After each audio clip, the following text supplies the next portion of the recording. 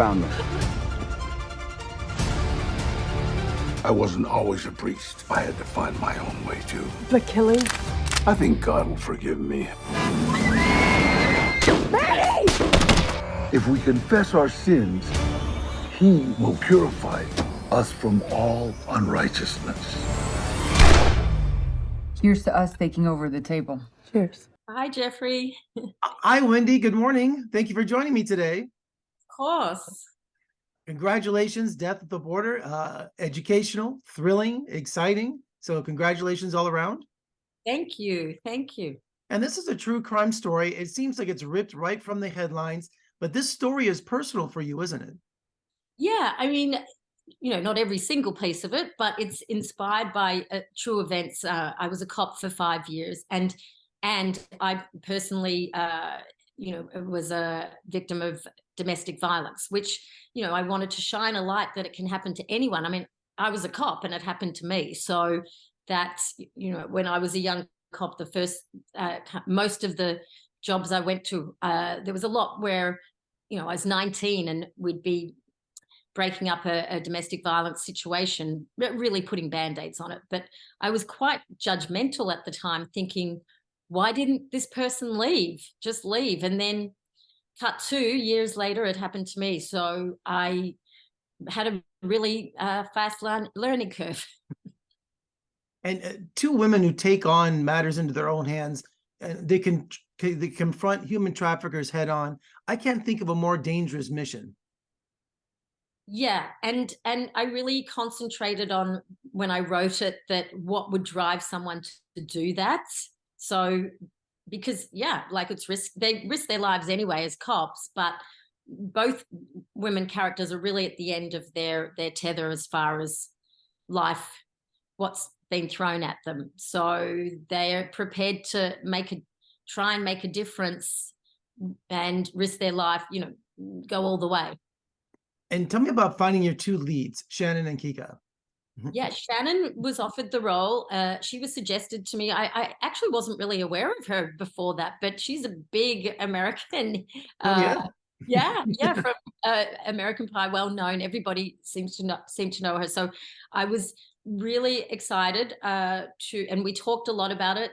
She was in my lounge room playing with my doggy because she's an activist, an animal activist, and she was really excited to be offered a role that was an all-encompassing woman, and juicy, character that she could sink her teeth into, because she's a fabulous actress and she really brought it. But she said to me she hadn't really had those opportunities before. Yeah, she's known for romantic comedies, lighthearted roles. But here she really got to stretch her acting abilities, and she was very convincing.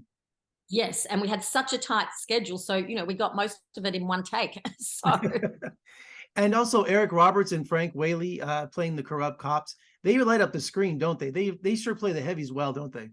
Oh yeah, and what a joy to direct these veterans, and they loved me too, which is nice. They want to work with me again, so that's certainly puts a nice honor for me and confidence builder to keep directing.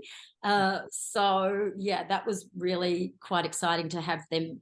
Such professionals. They brought my words off the page in such a joyful way. Like, I was just, I'm pretty happy. And is Danny Trejo, is he as intense on screen as he off screen? Because he brings an intensity to this movie that's just off the chart. I know. A couple of the still shots I'm just so excited about.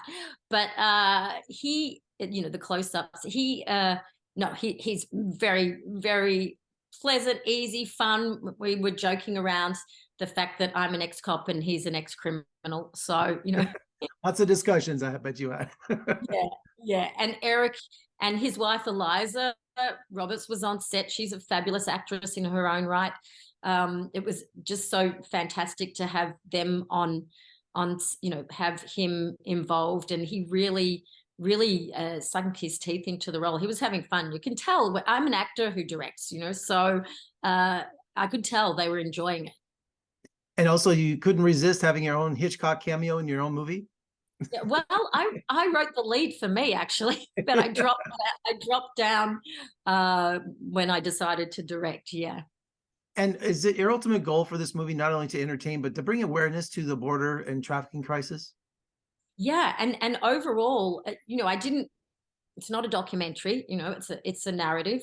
I wanted it to be an enjoyable, so to speak, roller coaster ride and women empowerment. But yes, with a message that we really need to protect the innocents. And with what's happening on another border at the moment, it's just so important to get these messages out, because trafficking is the fastest growing crime in the world. And when unrest like what's happening in the Ukraine and Israel and Palestine, that happens even more. So it's really shining a light on these humans. Like, let's be human here. But also, one of the there's a scene in the movie that is kind of the underlying too, that just one person needs to make a positive difference. Don't be overwhelmed.